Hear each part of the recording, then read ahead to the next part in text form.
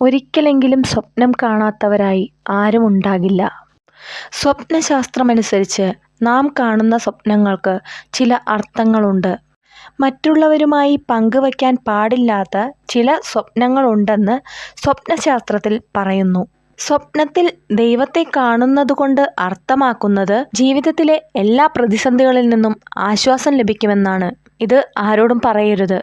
പൂന്തോട്ടങ്ങളോ പ്രകൃതിയോ ഒക്കെ സ്വപ്നത്തിൽ വരികയാണ് എങ്കിൽ ജീവിതത്തിൽ ഏതോ വലിയ കാര്യങ്ങൾ നടക്കാൻ പോകുന്നു എന്നാണ് സൂചിപ്പിക്കുന്നത്. അത് ആരോടെങ്കിലും പറഞ്ഞാൽ ഫലം കുറയും എന്ന് പറയുന്നു. വെള്ളി നിറച്ച ഒരു പാത്രമാണ് സ്വപ്നത്തിൽ കാണുന്നത് എങ്കിൽ ഒരു ശുഭകരമായ ഒരു കാര്യമാണ് അത്. പണം നിങ്ങളുടെ ജീവിതത്തിലേക്ക് വരാൻ പോകുന്നു എന്നാണ് അർത്ഥം. നിങ്ങളുടെ മരണമോ ആരുടെയെങ്കിലും മരണമോ ആണ് സ്വപ്നത്തിൽ കാണുന്നതെങ്കിൽ ഇത് ആരോടും പങ്കിടരുത്. നിങ്ങളുടെ മരണം സ്വപ്നത്തിൽ കണ്ടാൽ അത് അർത്ഥമാക്കുന്നത് നിങ്ങളുടെ ജീവിതം ഇനിയും ഏറെ നാൾ നീണ്ടു നിൽക്കും എന്നാണ്.